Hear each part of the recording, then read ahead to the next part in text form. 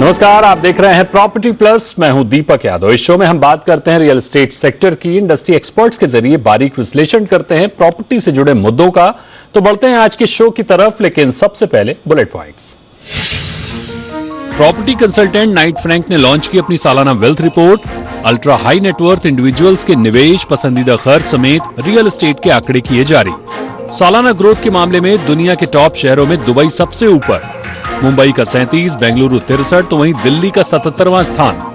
दुनिया के सबसे महंगे शहरों में टॉप 3 पर मोनाको, हांगकांग और न्यूयॉर्क। रिपोर्ट की बारीक पहलुओं पर करेंगे चर्चा। मुंबई में लग्जरी घरों की बंपर बिक्री के चलते साल में 79% बढ़ी लग्जरी घरों की सेल, तो वहीं 8% कम हुए प्रॉपर्टी रजिस्ट्रेशन। फरवरी 2022 में 615 करोड़ के मुकाबले फरवरी 2023 में आया 1102 करोड़ का राजस्व। हालांकि फरवरी 2022 में 10,379 के मुकाबले 2023 में 9,511 प्रॉपर्टी रजिस्ट्रेशन। देश के टॉप शहरों में भी लग्जरी प्रॉपर्टी में बंपर बिक्री बरकरार, एनारॉक रिपोर्ट में जारी हुए आंकड़े। महिला दिवस पर खास शो। प्रॉपर्टी प्लस में रियल एस्टेट से जुड़ी महिला एक्सपर्ट्स ने साझा किए अपने अनुभव, इंडस्ट्री की चुनौतियों और संभावनाओं पर की चर्चा। बुलेट पॉइंट्स के बाद अब बात रियल ट्रेंड्स की। एक श्लोक है, नारी अस्य समाजस्य कुशल वास्तुकारास्ति। इसका मतलब है woman is the perfect architect of the society. जाहिर है आप आज का टॉपिक समझ गए होंगे, महिला दिवस। जब हम महिला दिवस का जश्न मना रहे हों तो क्लारा जेटिकन को ना भूलें, जिनकी वजह से 1910 में अंतर्राष्ट्रीय महिला दिवस की नींव रखी गई। हर साल 8 मार्च महिलाओं के अधिकार की याद दिलाता है कि कैसे कड़े संघर्ष के बाद दुनिया भर में महिलाओं ने अपने हक हासिल किए और आज भी हासिल कर रही हैं। हमारा शो रियल एस्टेट सेंट्रिक है, लिहाजा आज हम जानने की कोशिश करेंगे कि इस क्षेत्र में महिलाओं की भागीदारी कैसी है। घर बनाने में तो महिलाओं का अतुलनीय योगदान होता है, लेकिन इमारत बनाने में महिलाएं कैसे अपनी हिस्सेदारी बढ़ा रही हैं।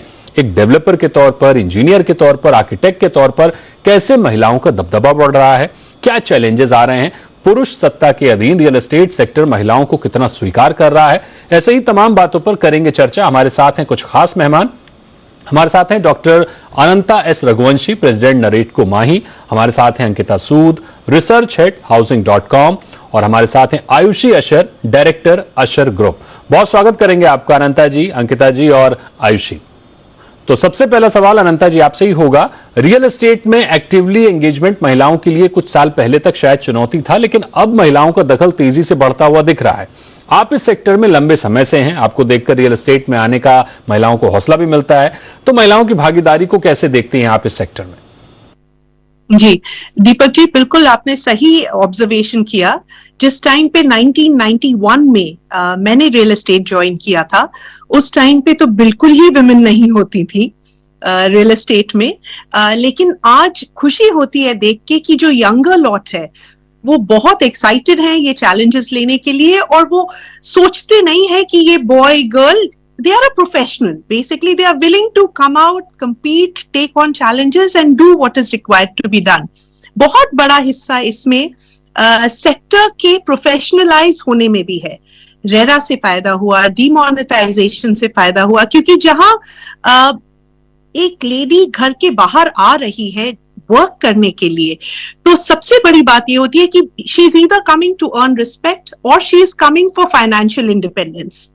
और दोनों चीजों में एक मेंटल पीस और सिक्योरिटी, एक सेफ्टी एस्पेक्ट कि हाँ हम सही जगह जा रहे हैं और सही काम कर रहे हैं, उसके लिए बहुत ज्यादा करेज चाहिए होता है in sectors which are already branded as being risky. तो इस वजह से आई थिंक इस वक्त हम लोग बहुत अच्छा टैलेंट अट्रैक्ट कर पा रहे हैं। काफी हद तक यूनिवर्सिटीज का भी रोल है इसमें। मेरा अगला सवाल अंकिता आपसे होगा। हमने कई बार बात की है, आपकी रिसर्च काफी कमाल की होती है। मुझे लगता है आपका शायद कंस्ट्रक्शन साइट से डायरेक्टली वास्ता ना पड़ता हो, लेकिन रियल एस्टेट के हर स्तर पर हमने देखा है कि पुरुषों का दबदबा ही देखने को मिलता है। आज रियल एस्टेट एग्जीक्यूशन या फिर सेल की बात करें, प्रॉपर्टी कंपनियों की बात करें, ओवरऑल महिलाओं के लिए कैसी एक्सेप्टेंस है और कैसी अपॉर्चुनिटीज हैं? दीपक जी, मतलब कंस्ट्रक्शन लाइक अनंता जी ने कहा, कंस्ट्रक्शन सेगमेंट में इतना पार्टिसिपेशन हमें नहीं दिखता है। कुछ सर्वे के हिसाब से अराउंड 10 to 15% जो कंस्ट्रक्शन वर्कर्स हैं they are women. However RERA में काफी स्तर तक इसको केटर किया गया है, कुछ मैंडेटरी चीजें बोली गई हैं कि उनके लिए सुविधाएं हो, तो वहां पे पहुंचने में हमें थोड़ा सा टाइम लगेगा। अगर हम कॉर्पोरेट की बात करें, प्रोफेशनल स्फीयर की बात करें, तो जैसे अनंता जी ने कहा, एजुकेशन ने बहुत हेल्प किया है। Of course real estate sector में वेरियस कंस्ट्रक्शन को अगर हम छोड़ दें तो different stages of real estate cycle जो रहता है उसमें विमेन पार्टिसिपेशन काफी तेजी से बढ़ा है। अगर हम नार्स की बात करें, नेशनल एसोसिएशन ऑफ रियल्टर्स, तो दीपक जी 65%, क्लोज टू 65% जो उनके रियल्टर्स हैं रजिस्टर्ड, वो महिलाएं हैं। तो हमें वहां तक पहुंचने में थोड़ा समय लगेगा।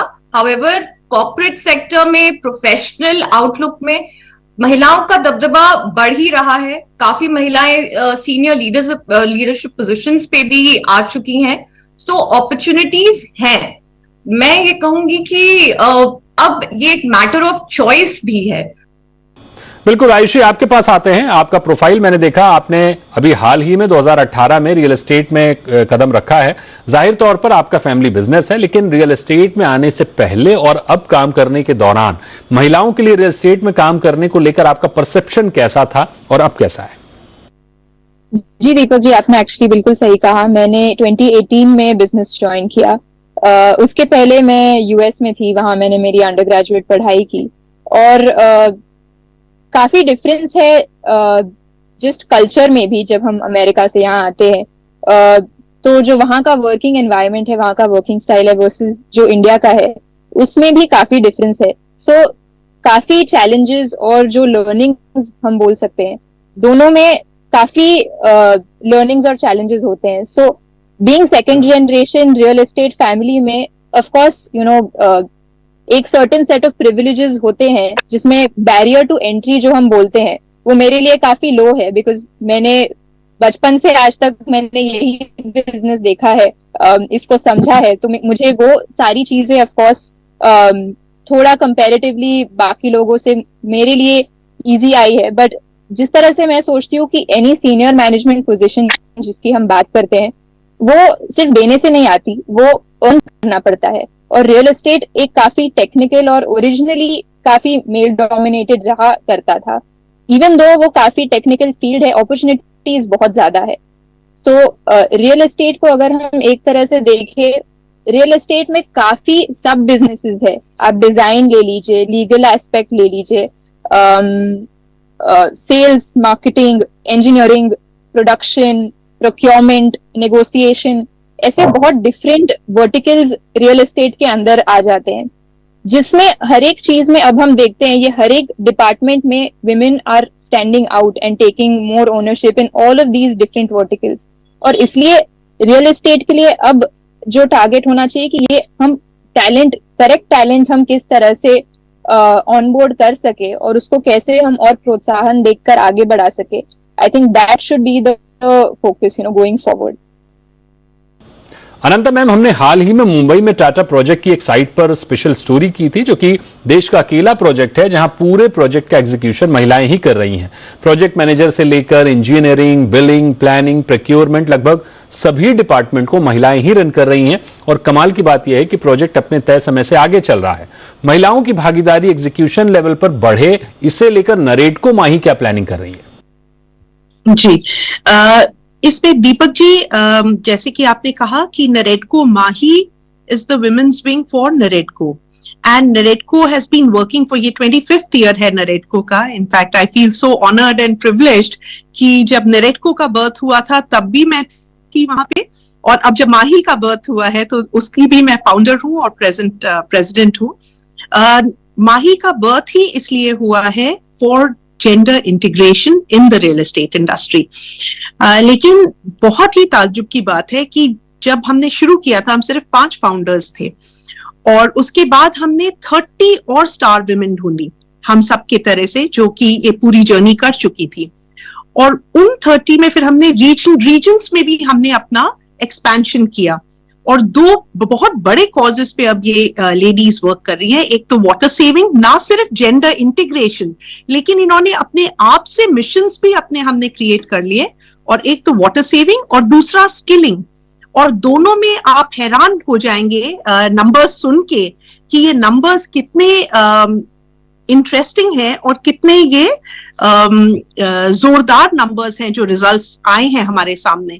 तो बहुत ही पैशन के साथ ये सारा काम चल रहा है। और आप बिल्कुल सही कह रहे हैं, जो जितने भी ग्रुप्स हैं, एस्टैब्लिश्ड ग्रुप्स हैं, जेंडर की वजह से किसी को साइड में करना, ये ज्यादातर बड़े ग्रुप्स कहीं भी नहीं करते। और इसी के साथ मैं आपको एक जैसे 3 E's कह देती हूँ मैं, for a simplistic thing: education, emotional intelligence and ethics. ये 3 बहुत ज्यादा जरूरी है for women to be seen as a leader, जो मैंने अपनी जर्नी में सीखा है। क्योंकि अगर ये 3 है तो there is no looking back, is what I feel. Ankita, काफी कुछ अनंता मैम ने बताया। इससे एक कदम आगे की बात मैं आपसे करना चाहूंगा कि आज जो बच्चियां रियल एस्टेट को करियर के तौर पर देख रही हैं, उनको आप क्या कहेंगे? क्या डूज एंड डोंट्स होंगे उनके लिए आपके अनुभव के हिसाब से? देखिए, सेक्टर कोई बहुत ही रिस्क भरा या खतरनाक सेक्टर नहीं है। तो सबसे बड़ी बात तो हमें इसको ऐसे परसीव करना छोड़ना पड़ेगा कि रियल एस्टेट सेक्टर में महिलाओं का पार्टिसिपेशन, वी आर इक्वल। जैसे मैंने कहा, अपॉर्चुनिटी सबके लिए है, एजुकेशन सबके लिए है, और उसके बाद अगर आपकी चॉइस है तो डेफिनेटली राइट नाउ इंडिया में रियल एस्टेट सेक्टर, आप देखिए कंसोलिडेशन हो गया है रेरा के बाद, तो बहुत ही स्ट्रेट जैकेटिंग, कॉर्पोरेटाइजेशन हो गया है सेक्टर का।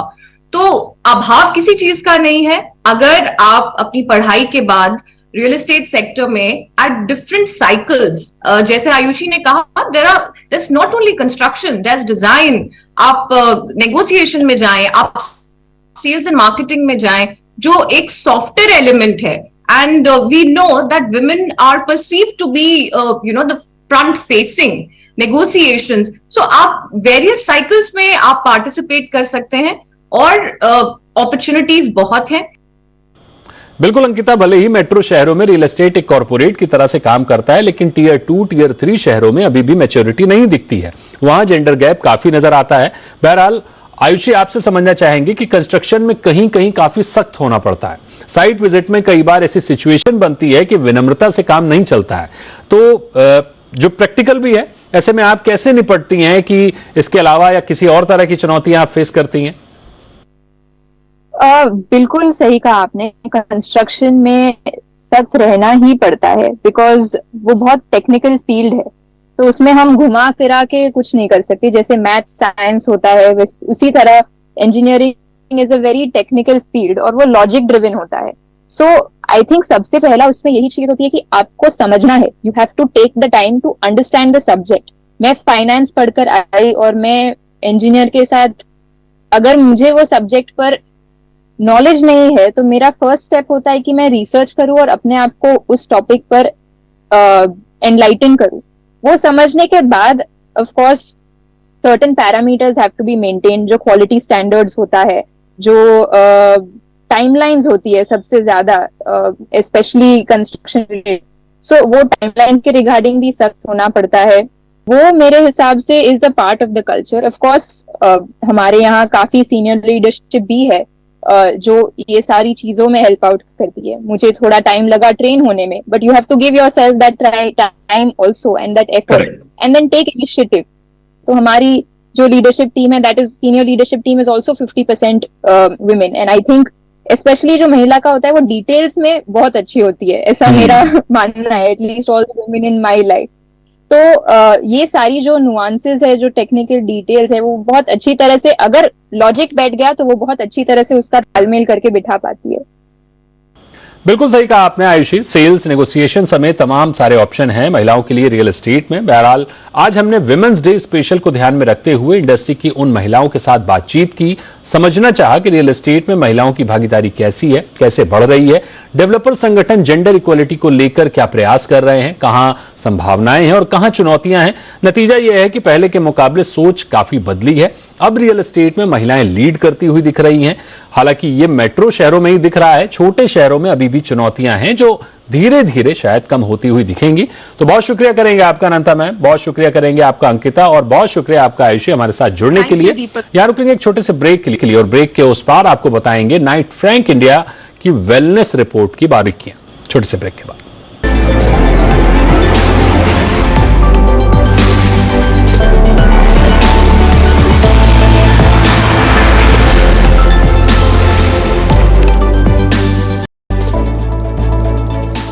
Welcome back. आप देख रहे हैं प्रॉपर्टी प्लस, और अब बात करते हैं अगले रियल ट्रेंड्स की। नाइट फ्रैंक ने द वेल्थ रिपोर्ट 2023 के आंकड़े जारी किए हैं।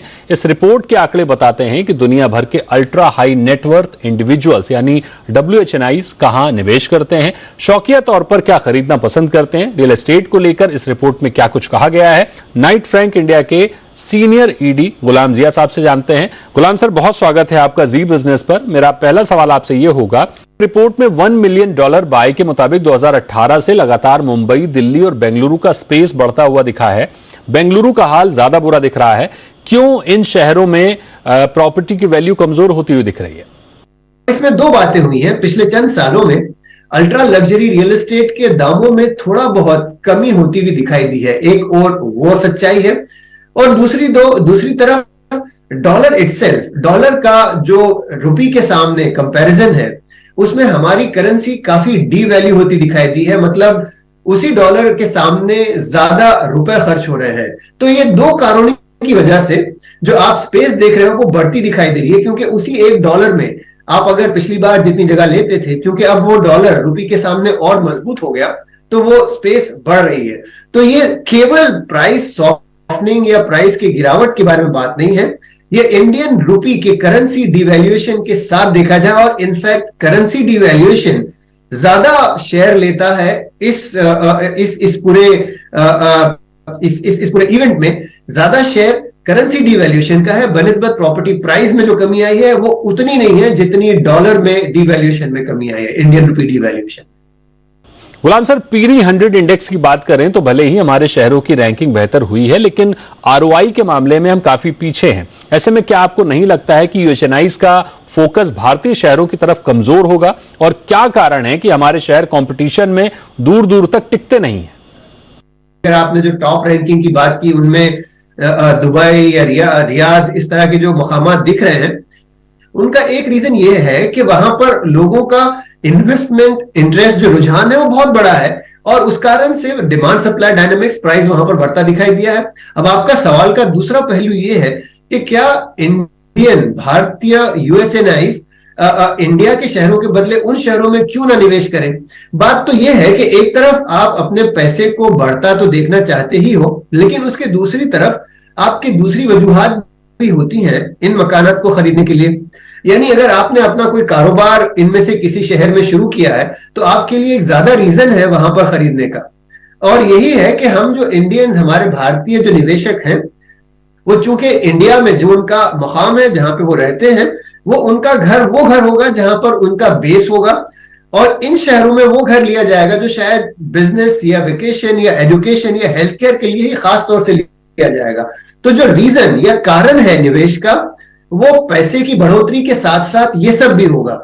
तो मुझे नहीं लगता कि हमारे शहरों को, इन शहरों की ग्रोथ की या वहां पर ज्यादा प्राइस इंक्रीज होने के कारण डरने की आवश्यकता। ऐसा कोई जरूरी नहीं है कि लोग इंडिया के, भारत के शहरों को छोड़कर वहां जाकर निवेश करेंगे केवल इसलिए कि वहां पर ग्रोथ अच्छा है। दूसरी वजूहात का भी इन सब के साथ में चलना बहुत जरूरी है। गुलाम सर, UHNIs का रियल एस्टेट में निवेश को लेकर क्या ट्रेंड दिख रहा है? रेजिडेंशियल, इक्विटी, कमर्शियल, ऑफिस या फिर रिटेल, कहां ज्यादा निवेश करते हुए दिख रहे हैं? UHNIs का जो फोकस खास रियल एस्टेट में सबसे ज्यादा हमने देखा है वो ऑफिसेज में दिखाई दे रहा है।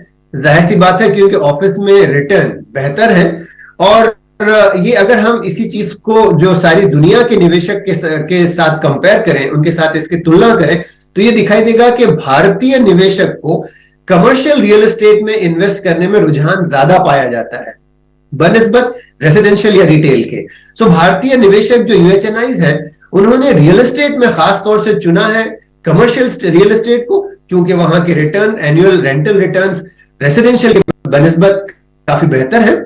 उसके बाद रिटेल और रेसिडेंशियल भी आ जाती है, लेकिन फोकस हमारे भारतीय यूएचएनआईज का कमर्शियल रियल एस्टेट पे बन रहा है।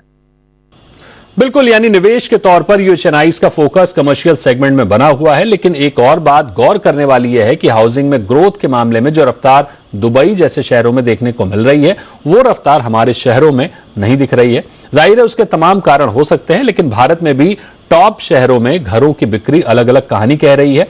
बहुत शुक्रिया करेंगे गुलाम सर आपका हमारे साथ जुड़ने के लिए। तो यहां रुकते हैं एक छोटे से ब्रेक के लिए, लेकिन अगर आपके कोई सुझाव हो, कोई राय हो तो आप हमें जरूर लिखिए। बाकी प्रॉपर्टी प्लस में मिलते हैं अगले शो में, तब तक के लिए नमस्कार।